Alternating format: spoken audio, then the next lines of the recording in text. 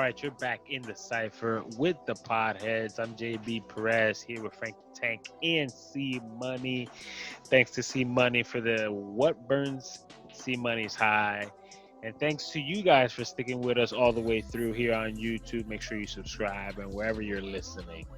C Money said it, man. When at times like this, in the break we were talking about Obama. I definitely was a fan of Obama. He felt like a leader, and we don't have a leader. However you feel about Donald Trump, he is not exhibiting leadership qualities, especially with the words he's saying, like shoot them up, arrest these people, run them. I mean, I don't know I don't want to put words in his mouth, but his tone, his words are very decisive. The only president in the history of the United States who has never tried to bring the people together by his actions and word, purposely trying to divide the people together.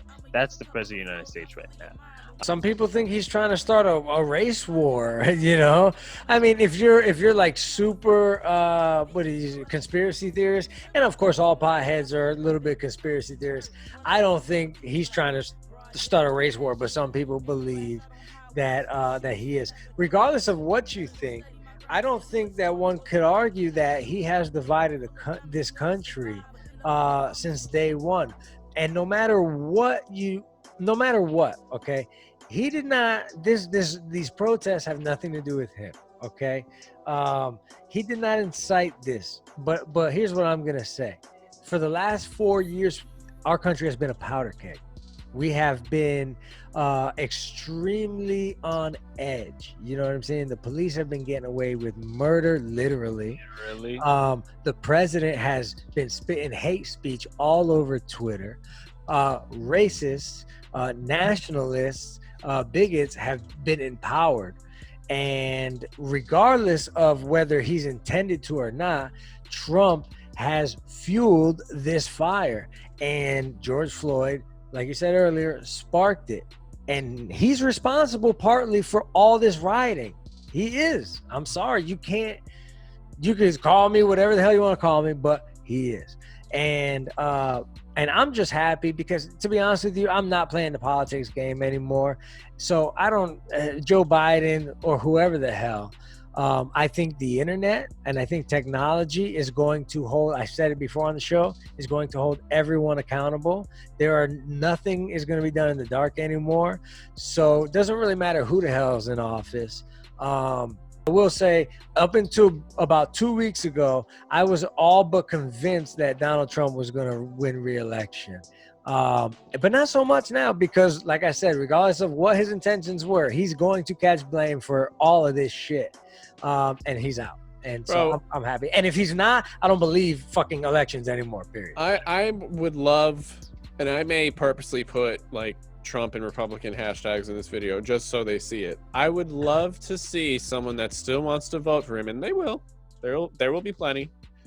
The guy, the anonymous dude, you need to follow these people on Twitter or whoever they are, whatever they are. They leaked a list, and the list was cross-referenced of little girls under the age of, I think, 15, 14, that Trump raped. Oh, shock. And that just right under the rug. No one's really talking about it. It blew up on Twitter for like a day. Gone. Under the rug, bro. And I typed in every case number that I could find, just the case number, and what pulled up, just to make sure, was the same shit. Jane Doe, all various sorts of women whose identity has been protected as probably part of his non-disclosure and his settlement. But he settled excess of 30 million, something like that. Some of them were a lot of money. Look at that. And then you find out on the Epstein documentary that some families would willingly send their children, knew they were going to get a payment to. Maybe some did or didn't, or would sign and then just sue him on the back end. And what's Trump going to do? Not pay the money? I mean, look what he did. So it's, bro, I love how that alone, people are just not, how is this, like, this is what I sit here and just get so confused about. How is this not a thing? Well, look, you got people who believe that it's the same thing with Michael Jackson and R. Kelly. They still got their supporters. You still got people that believe, oh, it's not, it can't be. I mean, I listen to Billie Jean sometimes. Still, it's a great song. Thriller. So I'm not surprised that people don't believe And I'm not surprised that shit is disappearing on the internet because it's getting harder and harder to find these same articles that I was looking at. But yeah. Yeah, we got that picture. We have it. So yeah, we'll gladly send it to Biden's group if they need it. And I hope it comes up. Like I hope in debates I hope it comes up. And if it doesn't come up, then Biden's a fucking fraud. Like you said, Frank the Tank. Yeah, I'm done with politics and this at all. But I think it's I don't know how to segue into this any better than I also watched the damn Epstein documentary. You know, have you guys seen Epstein Money? Did you see it? Because I know Frank the Tank. It's because you got into it. You were close because we knew. Man, that's the thing with this documentary. It's like they don't really give out these new information. They just present it a little bit more for you, like. The children, like literal underage women or girls at the time, some as young as 12 years old, in and out of not only Jeffrey Epstein's property, but it's reported out of Mar-a-Lago. I mean, Epstein was in Mar-a-Lago all the time. They were buddies. In fact, the documentary says that Jeffrey Epstein met a 16-year-old girl who was hired at Mar-a-Lago. Like, that sounds a little fishy. Why are you hiring 16 years old at a Billionaires club?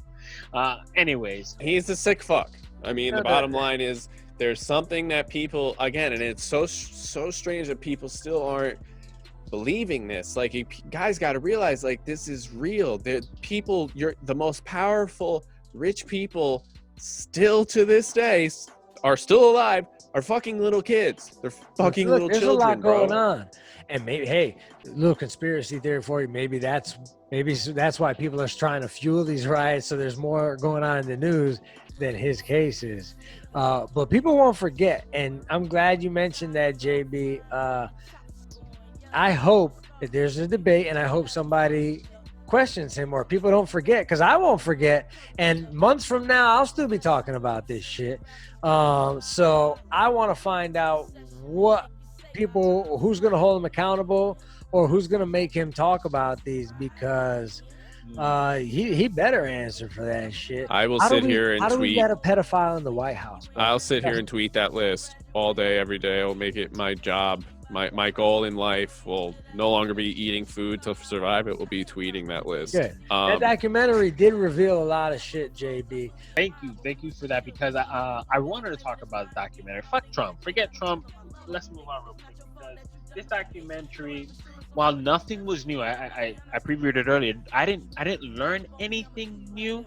It just gave a voice to the victims. Okay, and ultimately we know what happened to Jeffrey Epstein. But to see those details, oh my God! Yeah. Not only the details, but the amount of co-conspirators. I felt gross, bro. Other billionaires. I felt like I needed to take a shower after that documentary. I felt gross watching it, hearing the details from little girls describing Epstein's penis. Are you kidding me? Graphic. It's hard to watch at some points, but you gotta watch it because it did paint that picture. And the fact that the government made a deal with Jeffrey Epstein to not prosecute any of them. I mean, I wrote a bunch of names down, but I'm going to start it with Ghislaine Maxwell. How is that woman not hung already? By the way, Ghislaine Maxwell's in the wind. Nobody knows where she's at. Of course she is. After Jeffrey Epstein died. Are you kidding me? Ghislaine Maxwell's been missing for 4 months, people. She's probably never going to turn up. You haven't seen the documentary, Ghislaine Maxwell was Jeffrey Epstein's girlfriend at the time. And if you watch the documentary, they say she was all over that. She was actually the facilitator. Exactly. She's the worst kind, because women trust women. Guys trust women. She came here, come here, relax, give a massage. Here's some money. So yeah, she's number one. And then the defense attorney, bro. I hated him from jump, just his face. And listen, I understand defense attorneys. You have a job, and your job is to find every loophole, you know. And I hate you for it, but I gotta respect you. But it's a fact. You know, he can sue me too. It's a fact that he raped those little Whether it's 1 or 5, I don't know, but at least 1 multiple times. So Jeffrey Epstein's defense attorney was all up in it too. I mean, the corruption and the scandal and the disgustingness that is just all over that society and group of people is just disgusting. And then the fact that the government literally flipped it under the rug. I was looking for the name, Alan Dershowitz. Yeah. I hate him like I had never hated anybody else. Bro, watch the documentary, please, because it does break it down Barney style for anybody that needs it. And I did. You know, I'm somebody that I'll get bits and pieces from everywhere, and it's hard for me to put it together. I want to talk about it, but it's really hard for me to kind of take all that information and form it into and articulate what I'm trying to get out. And sometimes documentaries like this really do that. The R. Kelly documentary was really good.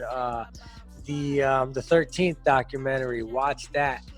And that the Filthy Rich documentary, crazy, bro. The way they broke it down.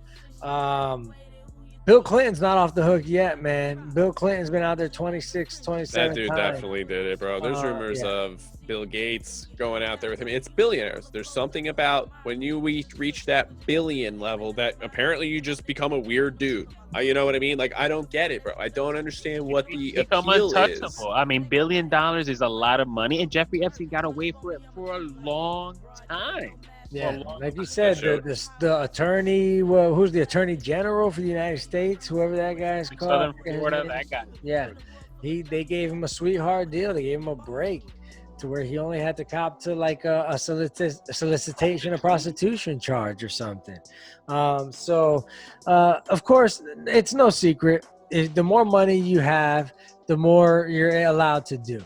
But I tell you what, I've said it before, I say it again. The internet is leveling the playing field. What you people are doing in the dark is coming out in the light. People like Anonymous are putting out people's dirty laundry, and of course, like I said, it doesn't matter who you are. There's too much technology at this point to really keep anything quiet. I tell my kids, I tell my friends and my family, you're better off just being a good, honest person, just doing the right damn thing. Because if you're not, you're going to get caught up on a camera somewhere. You can't go and drive to Walmart without having your picture taken 20 times before you get home. Listen, that lady that got caught up in New York City being racist got her life turned upside down, even according to her. Because she got caught on video being herself, being a racist, being a fucking Karen. Exactly. Listen, I just want to end this because we definitely have to go. We're running up against the time. Tag Weed Wednesdays. We're at the Podheads, website. Subscribe, YouTube, WJHM102james.com. Thank you all for listening and watching. We'll see you guys next time. It's the Podheads, baby. Yeah.